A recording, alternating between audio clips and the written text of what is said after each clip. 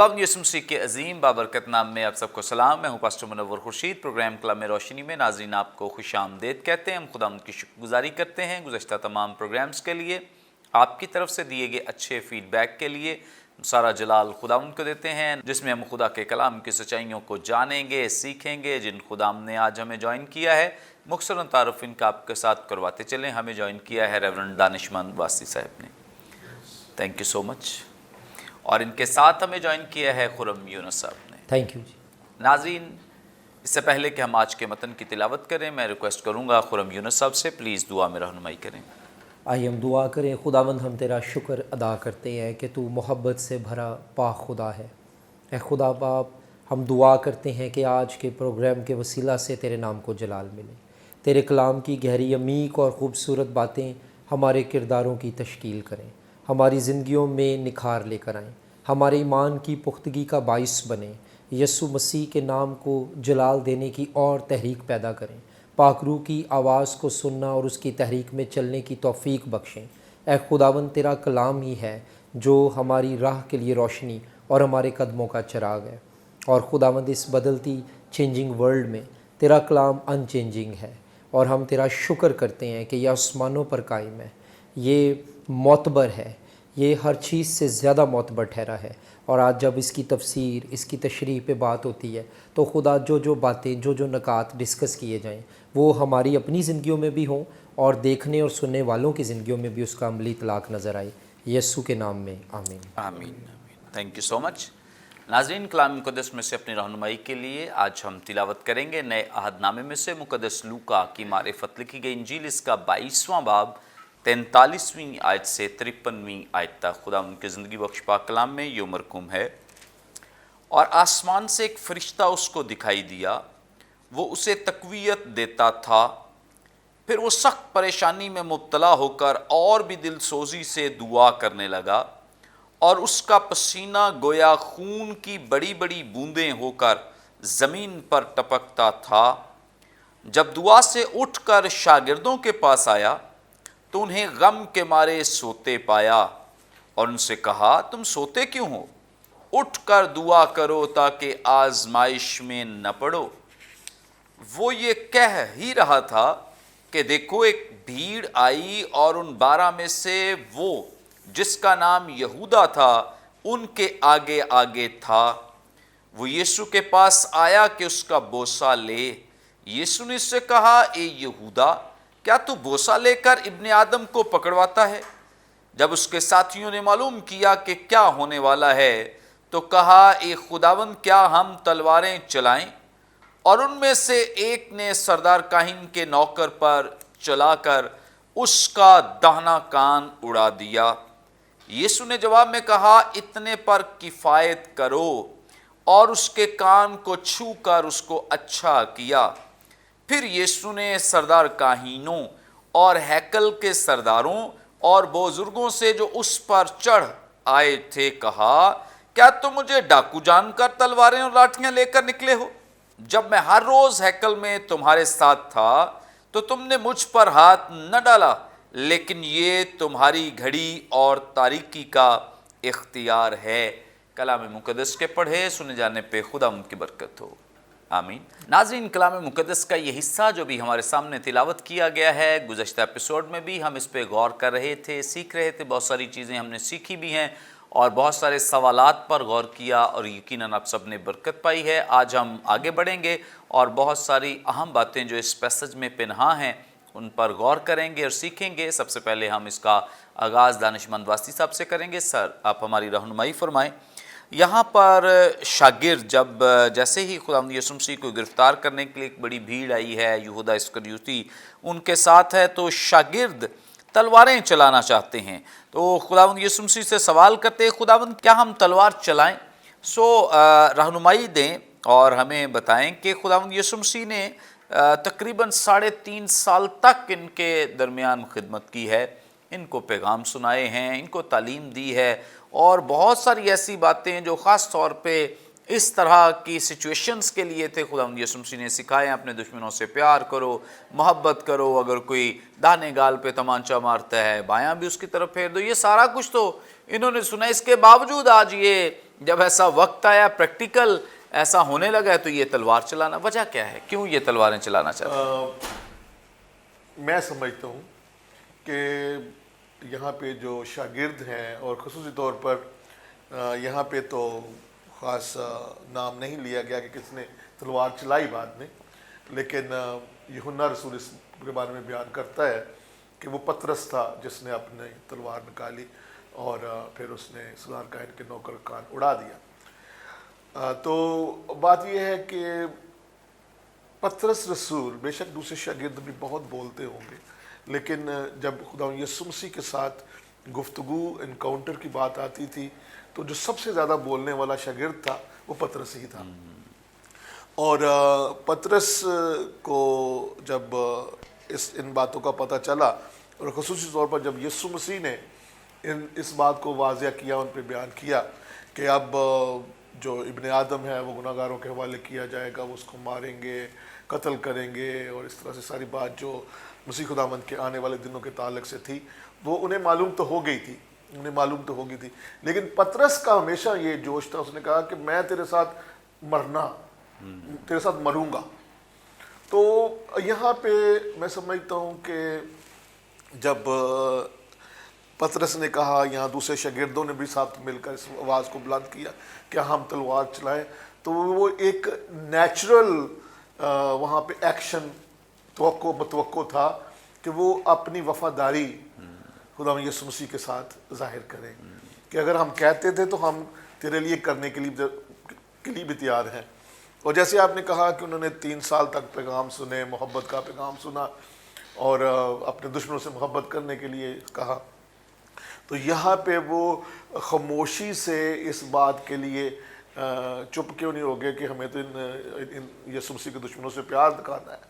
تو وہاں پہ میں سمجھتا ہوں انسانی جبلت جو ہے وہ حاوی ہے، اور انہیں یقیناً غصہ اس بات پہ آیا ہے کہ ایسا کیوں ہو سکتا ہے۔ اب جہاں تک مقابلے کا تعلق ہے تو وہ مقابلہ جو تھے وہ کسی طور پر بھی ان کا نہیں کر سکتے تھے، جیسے ہم نے پچھلی ایپیسوڈ میں بھی میں نے کہا کہ وہاں پہ سپاہی ہیں جو کہ باقاعدہ ہتھیاروں کے ساتھ ہے، اور اس میں نہ صرف یہودی سینٹ ہنڈرن کے باقاعدہ جو ہیکل کے سپاہی تھے وہ تھے، بلکہ رومی جو فوجی اور سپاہی وہاں پہ موجود تھے، جو کہ اس وقت کا جو میں کہہ رہا ہوں ماڈرن ویپنز ہوں گے اس کے ساتھ تھے۔ وہ بعد میں خدا یسوع مسیح نے ہم پڑھتے ہیں کہ کہا بھی کہ تم مجھے اس طرح سے پکڑنے کے لیے آئے ہو، ڈاکو کی طرح پکڑنے کے لیے آئے ہو۔ تو یہ جو ان کا ایکشن تھا، میں یہ سمجھتا ہوں کہ یہ ان کی وفاداری کا ایک ثبوت دینے کے لیے تھا کہ ہم تیرے ساتھ ہیں۔ اور یہ بھی ہے کہ اگر ہم اس حوالے کو پڑھیں جو کہ ابھی ہم نے پڑھا، اس سے اوپر والے چند ایک آیات پڑھیں تو وہاں پہ خدا یسوع مسیح نے خود ان کو کہا تھا کہ اب جس کے پاس بٹوا ہے بٹوا لیں، اور جن کے پاس تلوار نہیں ہے وہ اپنے چوگا بیچ کے تلوار لے لیں۔ تو انہیں خدا یسوع مسیح نے لگتا ہے انہوں نے کہا تھا تلوار لے، تو شاید وہ جنگ کے لیے تیار کرنا چاہ رہا تھا، تو انہوں نے کہا کہ یہاں ہمارے پاس 2 تلواریں ہیں۔ یسوع نے کہا کہ کافی ہیں۔ تو میرا خیال ہے کہ اس کے ساتھ جڑی ہوئی بات یہ ظاہر ہوتی ہے کہ وہ یہ یاد کرتے اچھا یسوع نے تو کہا تھا تلواریں لے لو تو آج استعمال کرو، شاید اس لیے کہا تھا۔ تو اس کا میں سمجھتا ہوں کہ جواب یہی ہے کہ وہ اپنی وفاداری کہ ہم یسوع تیرے ساتھ ہیں، حالانکہ وہ کسی طور پر بھی یہ 11 لوگ ان سارے لوگوں کا مقابلہ نہیں کر سکتے تھے۔ سیکنڈلی تھوڑی سی بات چلی ہوئی تھی پیچھے کہ ہم میں سے بڑا کون ہے یا کس سے خدا یسوع مسیح پیار کرتا ہے، اس شاگرد نے تیرے ساتھ بے وفائی کی ہے، ہم وفادار ہیں۔ تو وفاداری اور اس کے ساتھ جو رشتہ ہے، تعلق ہے، اس کو وہ واضح کرنا چاہتے ہیں اس بنا پہ کہ تعلیم اپنی جگہ، لیکن یہاں پہ کس بات کی ضرورت ہے کہ ہم کریں۔ اور اس بات کی کافی تشریح لوگ کرتے ہیں کہ جب یسوع مسیح نے کہا کہ تلواریں لے لو، تو اس کا مطلب یہ بھی تھا کہ ابھی تمہیں فیلڈ میں جانا ہے، اپنے آپ کو تیار کرو اچھے برے وقت کے لیے۔ اور اگر تلوار کا वैसे कलाम के साथ स्टडी में जाएं तो हकीकत में जो तलवार है वो तो खुदा के कलाम को कहा Praise गया, God, praise खुदा के पाक कलाम को कहा गया है। तो हमें तो यही है, जो मसीही ईमानदार हैं, मोहब्बत का जब दर्स है तो हमारे पास रूह की तलवार खुदा का कलाम Praise है, God. और इस तलवार के ज़रिए ही हमें जीतना है। और इब्रानी के ख़त में चौथे बाब की 12वीं आयत बयान करती है कि खुदा का कलाम जो है दो धारी तलवार है। लेकिन यहाँ दुनियावी तौर पर जो बात हो रही है वो हकीकत में इंसानी जबिल्लत हावी है, और वो ज़ाहरी तौर पर यस्सु को ये दिखाना चाहते हैं कि वी आर फॉर यू, हम तेरे साथ हैं और हमने, लेकिन आगे जो कुछ होता है उसका जो यस्सु मसीह ने जवाब दिया वो बिल्कुल फ़र्क है। वो बिल्कुल फ़र्क है कि जब उन्होंने, पतरस ने कान उड़ा दिया तो यीशु ने उसके कान को ठीक कर दिया, छुआ और उसको ठीक कर दिया। और वहाँ पे मैं समझता हूँ कि एक शागिर्दों के लिए बुरे हालात पैदा हो सकते थे, तो यीशु मसीह ने वहाँ पे सेटल किया। एक तो दुश्मनों से मोहब्बत का जो उसने दर्स दिया था वो शो कर दिया, सेकेंडली शागिर्दों के लिए अच्छा उस वक़्त में बात को संभाल लिया। अगर वहाँ पे लड़ाई का समा हो जाता तो फिर उन्होंने मार खानी थी, और बहुत ज़्यादा मार खानी थी। तो यीशु मसीह ने उस काम को वहाँ पे ही ख़त्म किया। और मैं समझता हूँ कि उसके बाद जो सिपाही थे, जो पकड़ने वाले थे, जो उसके दुश्मन थे, उनकी सोच जो है वो बिल्कुल शागिर्दों के ताल्लुक से हट गई, और वो फिर यीशु मसीह की तरफ ही राग़िब हुए। Thank you so much. ये तो एक दुनियावी सोच के तहत जो अभी दानिशमंद वास्ती साहब ने हमारी रहनुमाई की है कि दुनियावी सोच है, अभी तक स्टिल उनके अंदर वो खुदावंद यीशु मसीह की बातों को अभी तक उस अंदाज से नहीं समझते जिस तौर से उन्हें समझना चाहिए।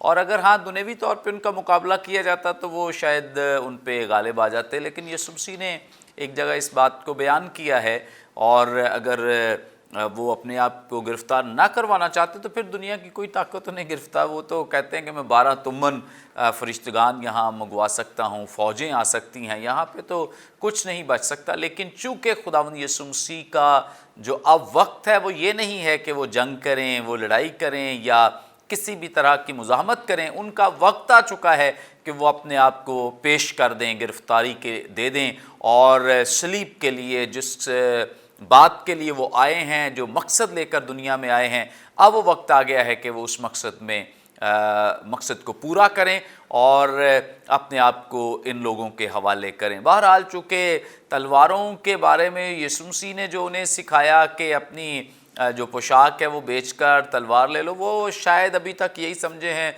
फिर उन्होंने इस बात के लिए कहा भी कि हमारे पास 2 तलवारें हैं, अभी भी उन्होंने तलवारें निकालने की बात की है, वो अभी तक स्टिल दुनियावी सोच में हैं। लेकिन खुदावंद यीशु मसीह ने तब भी उन्हें कहा था कि बस काफ़ी है, रहने दो, मेरा कहने का तो मतलब कुछ और था, तुम कुछ और समझ बैठे हो। और आज भी उन्होंने जब तलवारें निकाली हैं, एक ने उनमें से कान भी सिपाही का उड़ा दिया है, तब भी खुदावंद यीशु मसीह ने इन्हें मना किया है कि तलवार जो है वो मियान में रखो, इसकी ज़रूरत नहीं है। क्योंकि खुदावंद यीशु मसीह बारहा उन्हें ये तालीम दे रहे हैं, सिखा रहे हैं, बता रहे हैं कि मेरी तालीम तलवारों वाली तालीम नहीं है, मेरी तालीम लड़ाई वाली और मारने मराने वाली तालीम नहीं है। खुदावंद यीशु मसीह ने जो दर्स दिया वो मोहब्बत और प्यार का दर्स दिया है। और अब तो वो सिचुएशन है, अब तो वो वक्त है कि वो उस बात को प्रूव करें कि जो वो कहते थे प्रैक्टिकल उसको करके दिखाएं। तो उन्होंने ऐसा करके दिखाया है, और ये हमारे लिए भी एक अमली नमूने के तौर पर है कि खुदावंद यीशु मसीह ना सिर्फ कहते रहे बल्कि प्रैक्टिकल उन्होंने करके दिखाया है। हमें भी इसी तौर से न सिर्फ लफ्ज़ों से बल्कि अपने अमल से ज़ाहिर करना है कि हम वाकई मसीह की तालीम पर अमल पैरा हैं। आगे बढ़ेंगे और खुरम यूनुस साहब से जानेंगे।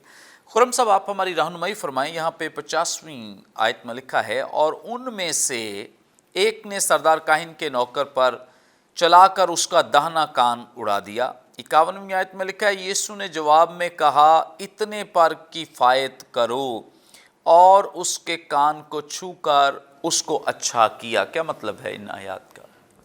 हाँ जी मुनव्वर साहब, इसमें जो है वो کچھ باتیں تو وہی ہوں گی جو دانشمند صاحب نے پہلے بیان کی ہیں، کیونکہ سارا تعلق غالباً اسی سے ہے، کیونکہ واقعہ سیم ہے اور کردار سیم ہے۔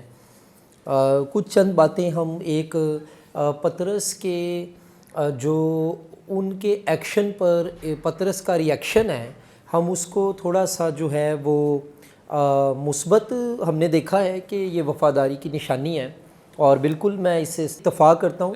اور اس میں جو ہے ایک جو چیز ہے وہ یہ بھی ہے کہ اس کے کچھ نیگیٹو اسپیکٹس بھی ہیں، اس کی کچھ منفی جو ہے زاویے بھی ہیں، تو میں شاید پھر اس کو تھوڑا سا ہائی لائٹ کر دیتا ہوں اس میں۔ نمبر ایک کہ ایک اس میں ہمیں نظر آ رہا ہے فطری رد عمل، ایک اس میں ہمیں نظر آ رہا ہے روحانی رد عمل۔ کئی بار جو ہمارا فطری رد عمل ہے وہ روحانی نہیں ہوتا، اور ہم جتنا مرضی جسٹیفائی کریں کہ میں تو خداوند سے پیار میں یہ کہہ رہا ہوں۔ اب ماضی میں ایسی بھی چیزیں ہوئیں کہ خداوند سے محبت میں چرچز میں لڑائیاں بھی ہو گئیں، اور خداوند سے محبت میں جو ہے وہ اور کئی چیزیں لوگوں نے کیں، لیکن کیا وہ محبت کے اظہار کا بائبلی طریقہ ہے یا نہیں، ہم نے یہ دیکھنا بہت ضروری ہے۔ اور ایک بات ہمیں یاد رکھنی چاہیے کہ انسان کے اگر نیچرل ری ایکشنس خدا کی نظر میں اتنے قابل قبول ہوتے تو پھر اسے سپر نیچرل زندگی گزارنے کی تلقین اور تاکید خدا شاید نہ کرتا۔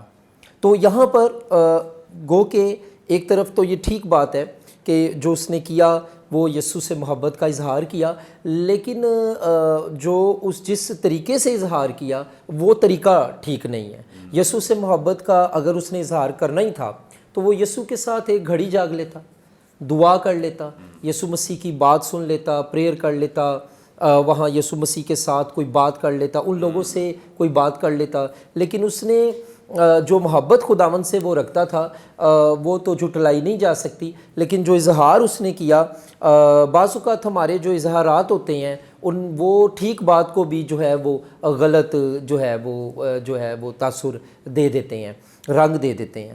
اور یہاں پر جو دوسری بات ہے وہ یہ ہے کہ خداوند نے کہا کہ اتنے پر کفایت کرو۔ اب یہ بڑا تھوڑا سا کنفیوزنگ بھی ہے میرے لیے بھی، میں کہ یہ کفایت شاری کی بات ہو رہی ہے یا کیا بات ہو رہی ہے، لیکن کچھ تراجم میں جب ہم اس کو پڑھیں انگریزی میں بالخصوص تو بات جو ہے وہ تھوڑی سی آسان ہو جاتی ہے۔ اب مثال کے طور پہ زبور کی کتاب میں لکھا ہے کہ خداوند ہماری کمک ہے، یا میری کمک کہاں سے آئے گی، تو وہ تو خداوند کی طرف سے آئے گی۔ تو اب کمک لفظ کے لیے اچھی بات ہے ہم ڈکشنری کھولیں اور اس کو دیکھیں، لیکن اگر آپ انگریزی بائبل دیکھ لیں تو وہ بڑا آسان ہے کہ جو کمک ہے اس کا مطلب ہے مدد، help, my help comes from God.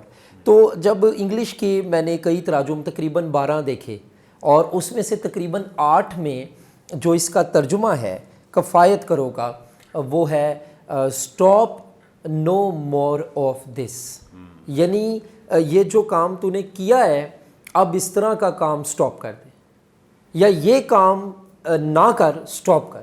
تو اب یہ اتنے پر کفایت کرو کا مطلب یہ ہے کہ ہن جو پنجابی چ گل کراں گا، ہن جو تو کرنا سی کر لیا، ہن نہ کری کچھ، ہن نہ اگے نہ کری، ہن آئندہ کوئی کام نہ کری، اب بس ہو گئی، بس ہے نا۔ So just in English Punjabi میں کہہ رہا ہوں تاکہ ہم آسانی سے ایسا نہیں ہے کہ یہ جیسے پہلے خداوند یسوع مسیح نے انہیں تلواروں کے بارے میں تعلیم دی اور انہوں نے کہا ہمارے پاس 2 ہیں، تو پہلے والا مزاج یسوع مسیح دوبارہ یہاں پہ استعمال کرے، وہی ہے، بالکل کہ بس کرو رہنے دو۔ ہاں جی، جب میں یہی کہنا چاہوں گا، ہم نے گزشتہ ایک ساتھ اسی پر کی ہیں، اور اس میں ہم نے یہ بڑا کوشش کی خدا کے فضل سے کہ ہم اپنی آڈینس کو تفصیل سے بتا سکیں اور درست تشریح اور تفسیر کر سکیں کہ جب وہ تلواروں کی بحث آپس میں شروع ہوئی نا کہ تلواریں لو، تو وہ اس نے جلدی سے کہا بھی تلواریں تو 2 ہیں ہمارے پاس، تو خداوند نے اصل میں وہ اوریجنل لینگویج جب ہم پڑھتے ہیں نا تو وہاں پہ خداوند نے کہا کہ اب اس موضوع پر بات کرنا بند کرو، اصل میں یہ وہ اس کا ترجمہ ہے کہ یہ والی باتیں اب بند کرو، اور بڑے ضروری کام نے جنہاں تے گل کرنی ہے۔ اچھا، اب یہاں پر ایک اور بات جو ہے وہ یہ ہے کہ پہلے میں نے بات کی کہ پطرس نے محبت کا اظہار کیا، اس میں کوئی شک نہیں، وفاداری کا اظہار کیا، کوئی شک نہیں، لیکن اظہار غلط کیا، تلواروں سے اظہار نہیں ہوتے. جو طریقہ بائبل کا ہے وہ آگے چل کے ہم دیکھیں گے وہ کیا ہے خادم کے لیے. اور یہی پطرس جو ہے جب جو ہے یسوع مسیح، اچھا ولیم بارکلے جو ہے اس کا ایک کمنٹ بڑا انٹرسٹنگ ہے. وہ کہتا ہے کہ شکر ہے کہ یسوع نے اس کو ادھر بچا لیا. ملخص اس کا نام تھا جس کا کان اڑایا تھا، یوحنا کی انجیل میں ہے. تو اس کا کان خداوند نے اس کو شفا دی، اس کو چھوا، ورنہ پھر 3 صلیبوں کی جگہ 4تھی بھی ہو سکتی تھی. پطرس صاحب جو ہے ان کو بھی جو ہے انہوں نے ٹانگ دینا تھا. تو یہ جیسے دانش مند صاحب بات کر رہے تھے کہ ہمارے خداوند کی محبت ہے اور وہ حکمت کا منبع ہے، وہ صلح کا پیکر ہے، اور کہ اس نے اسی وقت خداوند نے معاملے کو سیٹل کیا. اور یہ آج میں سمجھتا ہوں ہمارے لیے بہت بڑا لیسن ہے کہ میں دیکھتا ہوں کئی فیملیز میں، کئی گھرانوں میں جو جھگڑے ہوتے ہیں یا کلیسیاؤں میں جو جھگڑے ہوتے ہیں، کاش کہ ایسے لوگ ہوں جو معاملات کو سیٹل کریں. اور کئی بار شروع میں وہ انگلش میں کہتے ہیں نپ دا ایول ان دا بڈ، یعنی وہیں پر اس کو مسئلے کو روک دیں، ورنہ جھگڑے، لڑائیاں، سیاستیں، کدورتیں، نفرتیں یہ کینسر کی طرح پھیلتی جاتی ہیں. ایک بڑا جو ڈرامیٹک چینج آیا وہ یہ آیا کہ وہی پطرس جب روح القدس کے نزول کے بعد اور پاک روح سے معمور ہو کر جب کلام سناتا ہے، اب اس نے وہ تلوار نہیں استعمال کی جس سے کان اڑایا تھا، بلکہ افیسیوں 6 باب کے مطابق روح کی تلوار استعمال کی، جس سے 3000 سے زیادہ لوگ کلیسیا میں شامل ہو گئے تھے. اب اس کا فرق یہ ہے، نمبر 1 اس کی اپلیکیشن یہ ہے کہ پطرس غلط دشمن سے غلط دشمن سے غلط طریقے سے لڑ رہا تھا. افیسیوں 6 کے مطابق اور بائبل کی دیگر تعلیم کے مطابق انسان کا دشمن نہیں ہے، اصل میں دشمنی ہماری کسی اور سے ہے، ابلیس سے ہماری دشمنی ہے. اور اس لیے میں حیران ہوں کہ یسوع مسیح نے یہ نہیں کہا کہ اپنی چھریاں تیز کرو، اس نے یہ کہا کہ دعا کرو، کیونکہ اس کو پتہ ہے کہ دشمن کون ہے اور اس کے ساتھ لڑنا کیسے ہے. اور پھر دوسری بات یہ ہے کہ اس کا عملی اطلاق یہ بھی ہے کہ یسایہ نبی کی معرفت جو یسوع مسیح کے بارے میں لکھا ہے، اور وہاں لکھا ہے کہ میرا جو خادم ہے وہ شور نہیں کرے گا اور وہ جھگڑا نہیں کرے گا. اور آگے چل کے 2 تیموتھیوس 2 باب کی 24 آیت میں لکھا ہے مناسب نہیں کہ خداوند کا بندہ جھگڑا کرے، بلکہ اس کو تو نرمی کے ساتھ پیش آنا چاہیے اور وہ تعلیم دینے کے لائق ہو. تو یہ ایک ایٹیچیوڈ of the man of God ہے. جو لوگ خدمت میں ہیں، میں سمجھتا ہوں ان کے لیے، یہ میرے لیے بھی ہے، آپ سب کے لیے بھی ہے، اور ایک عام ایماندار کے لیے بھی ہے کہ ہمارا جو مزاج ہے یہ سمجھ لیں 5ویں انجیل ہے. اور ہم اپنے یسوع مسیح نے کہا تھا کہ چھریوں اور تلواروں سے قتل کی ضرورت نہیں، تو کئی لوگ تو اپنے الفاظ اور نفرت سے لوگوں کو مار دیتے ہیں. اور استثنا کی کتاب میں لکھا ہے کہ میں نے موت اور زندگی تیرے منہ میں رکھ دی اور تیرے سامنے رکھ دی ہے. تو میرا خیال ہے کہ ہمیں کیئرفل ہونا چاہیے کہ ہمارا ٹاکنگ کا طریقہ کیا ہے، ہمارا یسوع کے ساتھ محبت کا اظہار کیا ہے. اور میں منور صاحب سمجھتا ہوں کہ آج اس پر بڑی ٹیچنگ دینے کی ضرورت ہے کہ ہمارا جو طریقہ کار ہے محبت کا یسوع کے ساتھ، وہ بائبل کیا طریقہ کار بتاتی ہے. وہ ہے نرم مزاجی، وہ ہے معافی، وہ ہے محبت، وہ ہے صلح، وہ ہے ریکنسیلیشن. اور پولس رسول کہتا ہے کہ یہی میل ملاپ کی خدمت خداوند نے ہمارے سپرد کی. پہلے اس نے خود ہمارا باپ سے ملاپ کروایا، اور اب جب ہم اس پر ایمان لاتے ہیں تو اب ہماری بھی خدمت ریکنسیلیشن کی ہے، ملاپ کروانے کی ہے. پریز گاڈ، تھینک یو سو مچ. بڑی خوبصورت بابرکت باتیں جو خداوند کے خادم نے ہمارے ساتھ شیئر کی ہیں، یقیناً ہم سب برکت پا رہے ہیں. ناظرین ابھی اور بہت ساری باتیں جو ہیں وہ کرنا باقی ہیں، لیکن یہاں پہ وقت ایک بریک کا، ہم لیں گے ایک شارٹ بریک. ہمارے ساتھ رہیے، دیکھتے رہیے پروگرام کلام روشنی.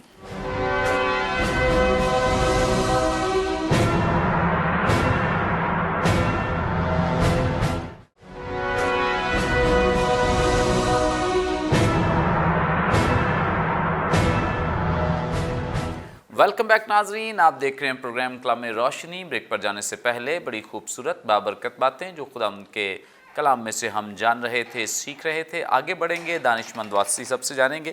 سر آپ ہماری رہنمائی فرمائیں. یہاں پر جو 52ویں آیت اور 53ویں آیت ہے، لکھا ہے پھر یسوع نے سردار کاہنوں اور ہیکل کے سرداروں اور بزرگوں سے جو اس پر چڑھ آئے تھے، کہا کیا تم مجھے ڈاکو جان کر تلواریں اور لاٹھیاں لے کر نکلے ہو؟ جب میں ہر روز ہیکل میں تمہارے ساتھ تھا تو تم نے مجھ پر ہاتھ نہ ڈالا، لیکن یہ تمہاری گھڑی اور تاریکی کا اختیار ہے۔ کیا مطلب ہے ان کا؟ بے شک خدا یسوع مسیح کے ساتھ 11 شاگرد تھے، اور پیچھے ہم نے واقعہ دیکھا کہ ایک لڑائی ہو سکتی تھی وقتی طور پر، چھوٹی موٹی اور سارا کچھ، اور ان تمام باتوں کو جب خدا یسوع مسیح کو پکڑا جا چکا ہے تقریباً، تو ایک بڑا سوال جو خدا یسوع مسیح نے کیا وہ سردار کاہنوں اور ہیکل کے سرداروں اور بزرگوں سے ہے، اور یہاں پہ میرا خیال ہے دوسری اناجیل میں یہ نہیں بیان کیا گیا کہ سردار کاہن اور بزرگ وہاں پہ موجود تھے، لگتا ہے یہی سپاہی آئے اور انہوں نے پکڑا خدا یسوع مسیح کو۔ تو میں بھی سین اس طرح سے ہے کہ پہلے سپاہی ہیں، پیچھے وہ کھڑے ہیں، جب وہ پکڑ لیں گے تو پھر ہم بھی ظاہر ہو جائیں گے۔ تو خدا یسوع مسیح ان کے ساتھ بات کرتے ہیں اور بڑا سوال ایک ان سے کیا جاتا ہے کہ تم مجھے پکڑنے کے لیے اس طور پر آئے ہو، میں تو تمہارے ساتھ ساتھ تھا، ہیکل میں پیغام دیتا تھا، میں معجزات کرتا تھا، تم نے مجھے کیوں نہ پکڑا؟ تو پہلا تو اس کا جو جواب ہے ظاہری طور پر آتا ہے کہ خدا یسوع مسیح کے ساتھ کچھ لوگ ضرور تھے، اور ہمیں مختلف حوالہ جات سے یہ پتہ چلتا ہے کہ وہ اسے پکڑنا چاہتے تھے لیکن وہ لوگوں سے ڈرتے تھے، یعنی باقاعدہ یہ حوالہ جات ہمیں ملتے ہیں۔ لیکن اس بات کو سمجھنے کی ضرورت ہے کہ خدا یسوع مسیح نے یہ سوال ان سے کیوں کیا۔ پچھلی جو ہماری ایک ایپیسوڈ تھی اس میں نے کہا کہ حقیقت میں یسوع مسیح کو کوئی بھی پکڑ نہیں سکتا تھا، یہ اس کی رضا کرانا، اس کی اپنی خواہش مرضی کے مطابق وہ اپنے آپ کو دے رہا تھا تاکہ اس بڑے کام کو جس کے لیے اس نے آسمان کو چھوڑا زمین پر آ گیا، انسان بنا تاکہ وہ دنیا کا گناہ اٹھا لے جائے اور ہمارے لیے شفا کا انتظام کرے، ہم پاک ہوں اور ہم ہمیشہ کی زندگی کے وارث بنے، اس نے اپنے آپ کو دے دیا۔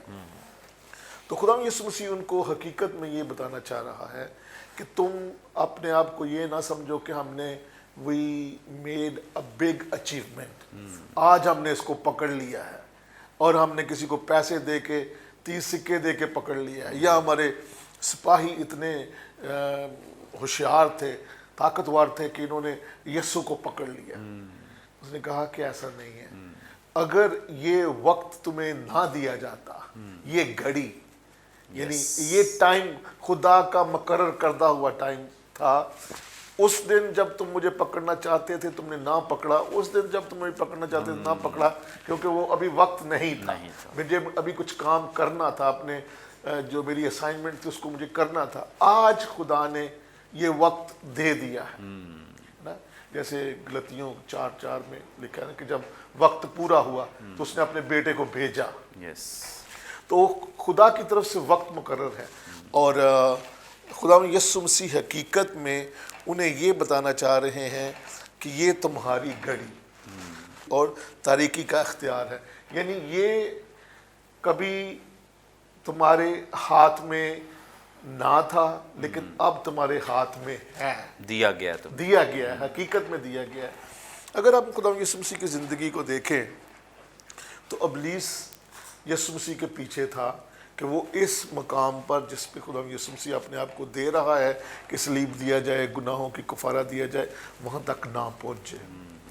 خدا یسوع مسیح کی پیدائش ہوئی، ابھی 2 سال، ابھی وہ 2 سال کا ہوا یا اس سے چھوٹے جو بھی تھا، ہیرودیس اس کو ختم کرنا چاہتا تھا۔ جب اسے پتہ چلا کہ کوئی ایسا شخص پیدا ہو گیا ہے تو خدا یسوع مسیح کو خدا نے بچایا۔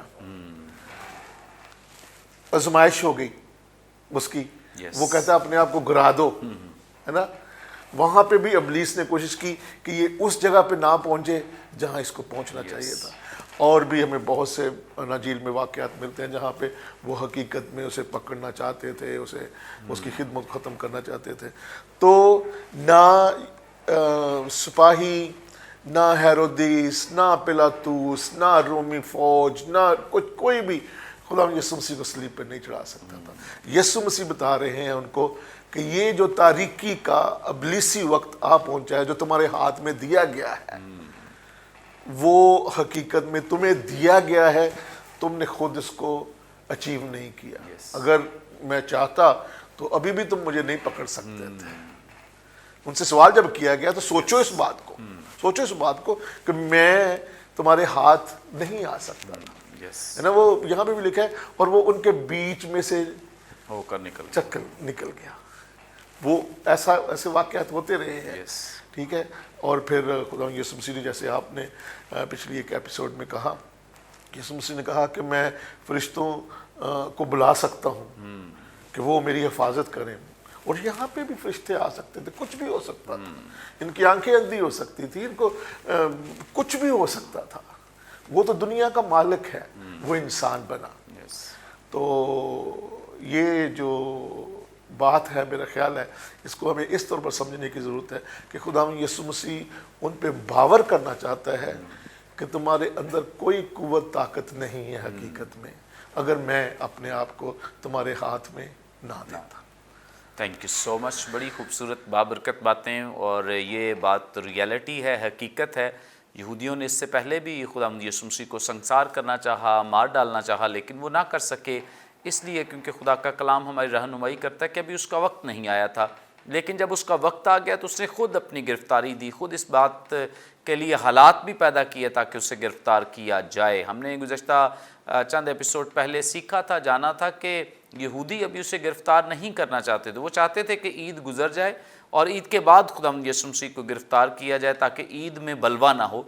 लेकिन खुदावंद यीशु मसीह ने जानबूझकर हैकल में मुदाखलत की, सरदार काइफा का जो कारोबार है उसे तबाह किया ताकि लोग खुदावंद यीशु मसीह के ख़िलाफ़ हों और वो ख़ुद उसे गिरफ़्तार करना चाहें। इसलिए ये गिरफ़्तारी जो है ये ईद से पहले हुई। अदरवाइज़ यहूदी चाहते थे कि ये गिरफ़्तारी जो है ये ईद के बाद हो। बहरहाल खुदावंद यीशु मसीह की मर्ज़ी के तहत ये काम हुआ। आज भी खुदावंद यीशु मसीह इसलिए कह रहे हैं कि ये घड़ी तुम्हें दी गई है, ये अभी तुम्हें ये वक्त दिया गया है ताकि तुम अपना काम करो, ताकि इससे भी खुदा के नाम को जलाल मिले। आगे बढ़ेंगे और खुरम यूनुस साहब से हम जानेंगे। खुरम साहब, आप हमारी रहनुमाई फरमाएं। हमने चूँकि 2 एपिसोड किए हैं इन आयात पर, इस पैसेज पर, और बहुत सारी चीज़ों को हमने प्रैक्टिकल जाना भी है, इनका इतलाक़ भी साथ साथ किया है। लेकिन अभी भी मैं चाहता हूँ कि इस पूरे पैसेज का जो अमली इतलाक़ है हमारे नाज़रीन के साथ शेयर किया जाए, क्योंकि बाइबल मुक़द्दस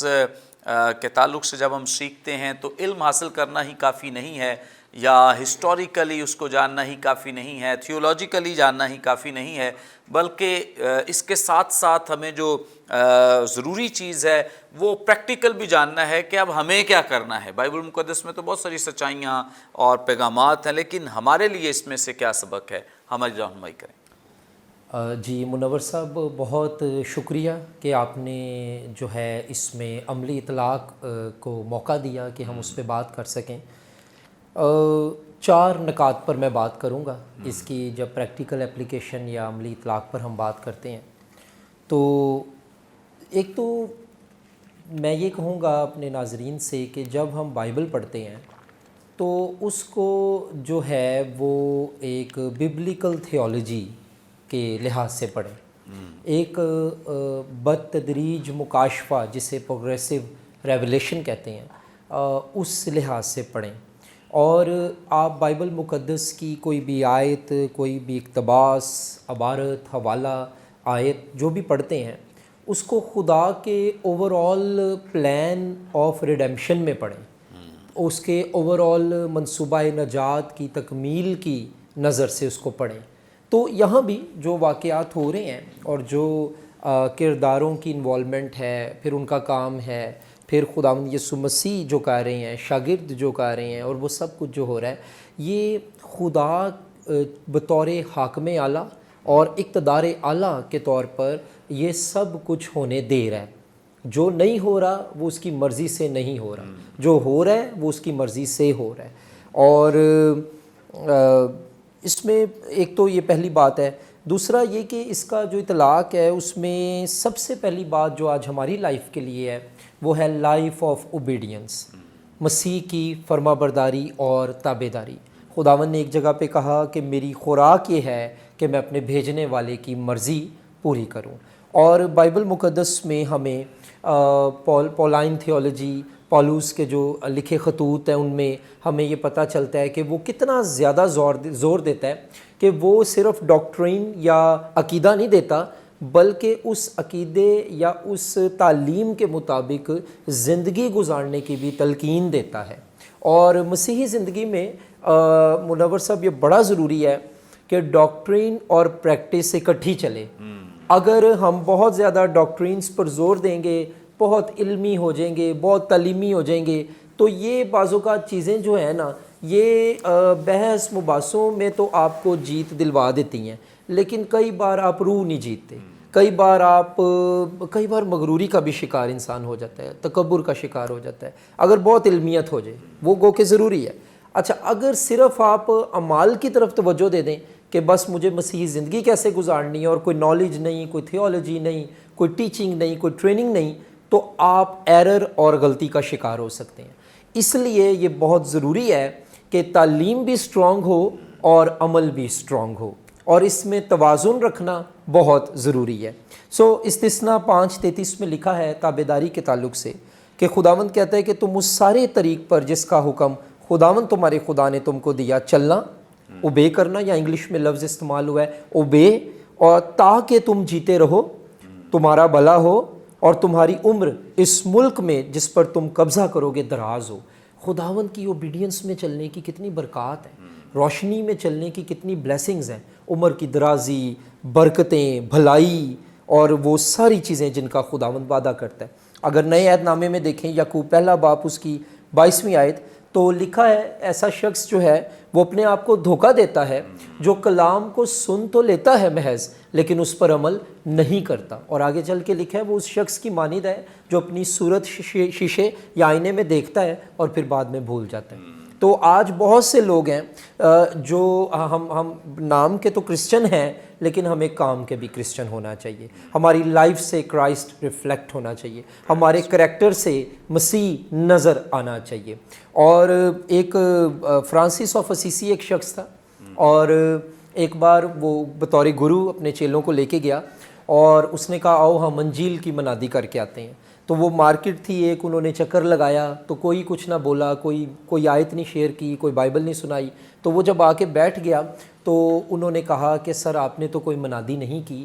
تو اس نے کہا کہ کچھ منادی خاموش منادی ہوتی ہے، لوگ ہمارا کردار دیکھ کر مسیح کے پاس آتے ہیں۔ تو یہ بڑا ضروری ہے کہ ہم اس بات کی اہمیت کو سمجھیں۔ دوسرا عملی اطلاق منور صاحب اس میں یہ ہے دعائیہ زندگی کی اہمیت۔ آپ دیکھیں خداوند یسوع مسیح بھی اس میں دعا کر رہے ہیں، اور پھر وہ دعا کرنے کی تعلیم یہاں نہیں خالی دے رہے، انہوں نے بڑی جگہوں پہ دعا کرنے کی تعلیم بھی دی ہے اور خود بھی دعا کی ہے۔ میں یہ سمجھتا ہوں کہ دعا ایماندار کا ایک سانس ہے، اگر ہمارے اندر سے آکسیجن ختم ہو جائے تو ہم ڈیڈ ہو جائیں گے۔ اسی طرح ایماندار کی اسپرچول لائف فروٹفل رکھنے کے لیے، پاکیزگی میں چلنے کے لیے، ایمانداری میں رہنے کے لیے اور مسیح پر اعتقاد اور بھروسے کو قائم رکھنے کے لیے دعا بہت ضروری ہے۔ ایک بار میں نے منور صاحب ایک اسٹڈی جو ہے تیار کی دعا کے تعلق سے، تو جتنے ہمارے ماضی کے لوگ تھے نا، جان ہائیڈ ہے اور جان ویزلی ہے اور اس کے علاوہ سادھو سندر سنگھ ہے، میں نے ان لوگوں کی لائف کو اسٹڈی کیا اور میں نے دیکھا کہ ایک ایلیمنٹ، دو عناصر بڑے ان لوگوں کی زندگی میں جو تھے وہ اہم تھے۔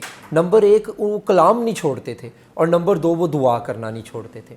تو کلام اور دعا یہ دونوں کو ہم ساتھ لے کے چلیں تاکہ ہم ایک فاتحانہ زندگی جو ہے وہ گزاریں۔ تو اس جو پیسیج ہے، اقتباس ہے، اس میں جو ایک عملی اطلاق کے لیے نکتہ وہ ہماری دعائیہ زندگی کی اہمیت ہے۔